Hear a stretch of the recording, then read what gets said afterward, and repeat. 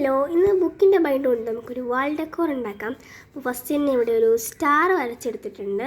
എന്നിട്ട് അതിൻ്റെ ചുറ്റിനും ഇതുപോലെ കുറച്ച് വീതി ഇട്ടിട്ട് അതുപോലത്തെ സെയിം അളവിലുള്ള ഒരു സ്റ്റാറും കൂടി ഇങ്ങനെ വരച്ചെടുക്കുന്നുണ്ട്. വരച്ചെടുത്തതിന് ശേഷം ഞാനിതിനെ ഈ രണ്ടാമത് വരച്ച ആ ഒരു സ്റ്റാറിൻ്റെ അതിൽ വെച്ചിട്ടൊന്ന് കട്ട് ചെയ്തെടുക്കുന്നുണ്ട്. അപ്പോൾ നമ്മൾ ഇതുപോലെ ഒന്ന് കട്ട് ചെയ്തെടുത്തിട്ടുണ്ട്. ഇനി നമ്മൾ ഇതിൻ്റെ അകത്ത് ഈ ഒരു സ്റ്റാർ ഉണ്ടല്ലോ, അതും കൂടി ഒന്ന് കട്ട് ചെയ്ത് മാറ്റണം. അപ്പോൾ അത് കട്ട് ചെയ്ത് മാറ്റിയിട്ട് അങ്ങനെ നമ്മൾ കട്ട് ചെയ്ത് മാറ്റിയിട്ടുണ്ട്. അപ്പോൾ ഇതുപോലെയാണ് കിട്ടിയിട്ടുള്ളത്. പിന്നെ നമ്മൾ ഉണ്ടാക്കാൻ ഉദ്ദേശിക്കുന്നത് അത്യാവശ്യം ക്യൂട്ടായിട്ടുള്ള വാൾ ഡെക്കോറാണ്. എന്നിട്ട് ഞാൻ ഉണ്ടാക്കിയ ഒരു ക്യൂട്ടായിട്ടുള്ള വാഷി ടേപ്പ് ഇതിൽ ഫുള്ളായിട്ടൊന്ന് ചുറ്റി കൊടുക്കുന്നുണ്ട്. അപ്പോൾ ഗൈസ്, ഞാൻ വാഷി ടേപ്പൊക്കെ ചുറ്റി എടുത്തിട്ടുണ്ട്. അതിനുശേഷം ഞാൻ ഇവിടെ ഒരു പിങ്ക് കളറാണ് എടുക്കുന്നത്. സംഭവം ഇത് ലീഫാണ്, എന്നാൽ ഞാൻ പിങ്ക് കളറാണ് എടുക്കുന്നത്. ഒരു ചെറിയ പീസ് പിങ്ക് കളർ പേപ്പർ എടുത്തിട്ടുണ്ട്. ഞാൻ അതിനെ ഇതുപോലെ ഒന്ന് ഫോൾഡ് ചെയ്തിട്ട് അതിൻ്റെ സെൻറ്റർ പോർഷനിലായിട്ട് ഇതുപോലെ ഒന്ന് കട്ട് ചെയ്തെടുത്തിട്ടുണ്ട്. ഇതുപോലെ ഒന്ന് കട്ട് ചെയ്യാം. അതിനുശേഷം ഞാൻ ഇതിനെ ഇങ്ങനെ ഒന്ന് ഫോൾഡ് ചെയ്ത് കൊടുക്കുന്നുണ്ട്. ഇനി നമ്മളൊരു ലീഫിൻ്റെ ഷേപ്പിൽ ഇത് കട്ട് ചെയ്തെടുക്കുന്നുണ്ട്. ഒരു ചെറിയ ലീഫിൻ്റെ ഷേപ്പ് ഇവിടെ വരയ്ക്കാനാണ് കട്ട് ചെയ്യുന്നത്. അതുകൊണ്ട് കറക്റ്റാവോ ഇല്ലെന്ന് അറിയില്ല.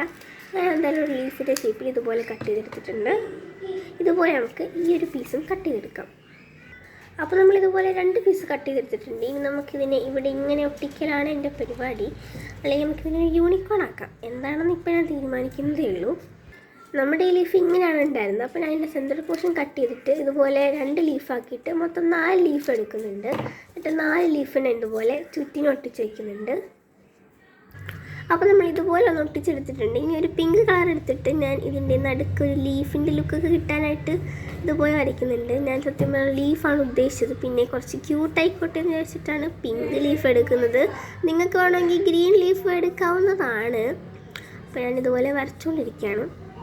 പിന്നെ കുറച്ചും കൂടെ ഒരു ഒറിജിനാലിറ്റിക്ക് വേണ്ടിയിട്ട് ഞാൻ സൈഡിലൊക്കെ ഒരു റെഡ് പെൻസിൽ കളർ ഇട്ടിട്ട് ഇതുപോലെ ഒരു ഷെയ്ഡ് കൊടുക്കുന്നുണ്ട്. അതാകുമ്പോൾ കുറച്ചും കൂടെ ഒരു കാണാനൊരു ഗുമ്മുണ്ടാവും. ഞാൻ അതുപോലെ ഷെയ്ഡൊക്കെ ചെയ്ത് കൊടുക്കുന്നുണ്ട്. ഇത്രയും ചെയ്തപ്പോൾ ഇങ്ങനെയാണുള്ളത്. ഇനി നമ്മൾ നേരത്തെ കട്ട് ചെയ്ത് വെച്ച ഈ ഒരു കാർഡ്ബോർഡിൽ നിന്ന് ഞാനൊരു ഫ്ലവർ ഷേപ്പ് കട്ട് ചെയ്തെടുക്കുന്നുണ്ട്. ഇതുപോലെ ഒരു റൗണ്ട് വരച്ചിട്ട് ഒരു സാധാ ഒരു ഫ്ലവർ അത് ഞാൻ കട്ട് ചെയ്തെടുക്കുന്നുണ്ട്.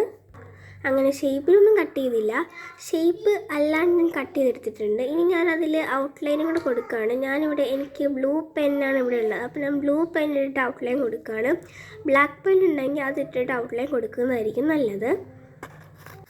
അതിനുശേഷം ഇതിൻ്റെ സെൻറ്ററിലായിട്ട് യെല്ലോ കളർ അടിച്ചു കൊടുക്കുന്നുണ്ട്. ബാക്കി സ്ഥലത്തൊന്നും വലിയ കളറൊന്നും കൊടുക്കുന്നില്ല. ചെറുതായിട്ടൊരു പിങ്ക് ഷെയ്ഡ് മാത്രമാണ് ഞാൻ കൊടുക്കുന്നത്. ഫുള്ളായിട്ടൊന്നും കളറൊന്നും കൊടുക്കുന്നില്ല. ഒരു ഷെയ്ഡ് ഇവിടെ സൈഡിലായിട്ട് കൊടുക്കുമെന്ന് വിചാരിക്കുന്നുണ്ട്. ഞാൻ നേരത്തെ പറഞ്ഞ പോലെ ഒരു പിങ്ക് ഷെയ്ഡാണ് ഇതുപോലെയാണ് കൊടുക്കുന്നത്.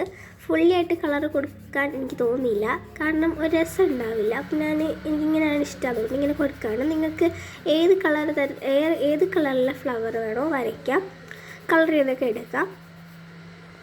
അങ്ങനെ കളർ ചെയ്തിട്ടൊന്ന് കട്ട് ചെയ്തെടുക്കാം. അതിനുശേഷം ഞാൻ ഈ ഫ്ലവറിനെ സെൻറ്ററിലായിട്ടൊന്ന് ഒട്ടിച്ച് കൊടുക്കുന്നുണ്ട്. അപ്പോൾ നേരത്തെ ഇതൊരു വലിയ ഫ്ലവറായിരുന്നു, ഇപ്പോൾ ചെറുതായല്ലേ. വലിയ ആവശ്യം കാരണം ഞാൻ വലുതൊക്കെ ഇങ്ങോട്ട് വരച്ചു. പിന്നെ ഞാൻ ചെറുത് ഇതുപോലെ ഒട്ടിച്ച് കൊടുത്തിട്ടുണ്ട്. നമുക്കിത് കുറച്ച് ക്യൂട്ടാക്കണമല്ലോ. അപ്പോൾ അതിന് നമുക്ക് കുറച്ച് സ്റ്റിക്കേഴ്സൊക്കെ ഒട്ടിച്ച് കൊടുക്കാം. അതിനുശേഷം ഞാൻ എൻ്റെ സൈഡിൽ ക്യൂട്ടാക്കാനായിട്ട് ഒരു കുഞ്ഞി പോച്ചാക്കോൻ്റെ സ്റ്റിക്കർ ഒട്ടിച്ച് കൊടുത്തിട്ടുണ്ട്. നമുക്കിവിടെ ഒരു ത്രെഡ് കെട്ടി കൊടുത്താൽ മാത്രം മതി. അപ്പോൾ നമ്മളിതുപോലെ ത്രെഡും കൂടെ കെട്ടിക്കൊടുത്തിട്ടുണ്ട്. സംഭവം ഈസിയാണെന്നൊന്നും ഞാൻ പറയില്ല, അത്യാവശ്യം പണിയുണ്ട് ഇത് ചെയ്യാനായിട്ട്. ഇനി നമുക്കിത് വള്ളമൊക്കെ തൂക്കിയിടാനും ഒട്ടിച്ച് വയ്ക്കാനും എന്ത് വേണോ ചെയ്യാം. അപ്പോൾ ഇത്രയേ ഉള്ളൂ. ഇഷ്ടപ്പെട്ട സബ്സ്ക്രൈബ് മറക്കല്ലേ. ബായ്.